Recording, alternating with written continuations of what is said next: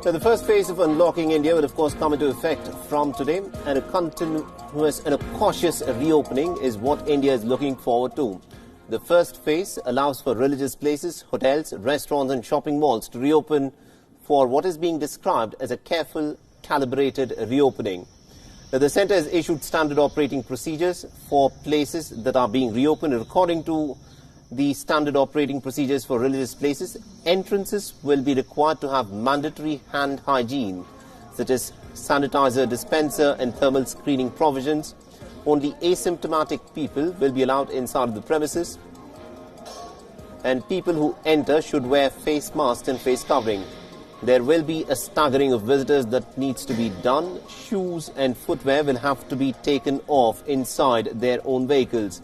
The specific markings may be made with sufficient distance to manage the queue and also ensure social distancing in the premises.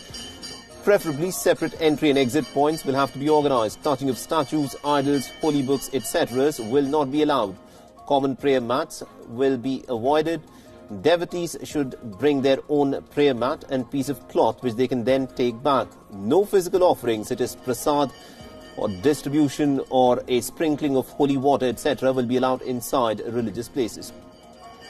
Now, for hotels starting their operations outside of containment zones from today, the standard operating procedure states that adequate manpower shall be deployed by hotel management for ensuring social distancing norms. Now, all employees who are at higher risk, that is older employees, pregnant employees and employees who have underlying medical conditions, should take extra precautions. They should preferably not be exposed to any frontline work requiring direct contact with the public.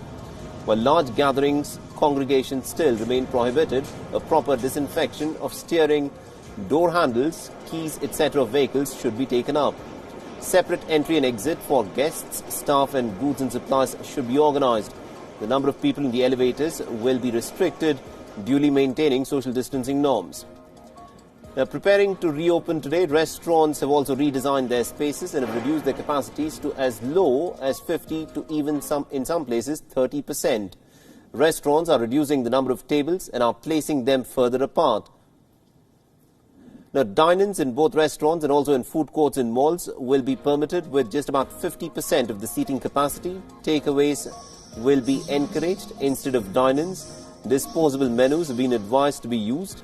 Disposable paper napkins instead of cloth napkins have been encouraged, and also contactless mode of ordering is to be followed.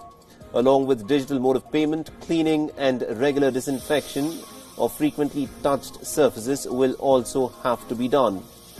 So even as Asia's third largest economy is beginning its first phase of unwinding the stay-at-home restrictions, India's burgeoning coronavirus cases has surpassed that of Spain's tally. And now India ranks as the 5th most affected nation in terms of the infections, according to Johns Hopkins University. While social distancing will be India's biggest post-lockdown challenge, what remains to be seen is whether this shift in strategy by India will bring a turnaround and will flatten the right curve.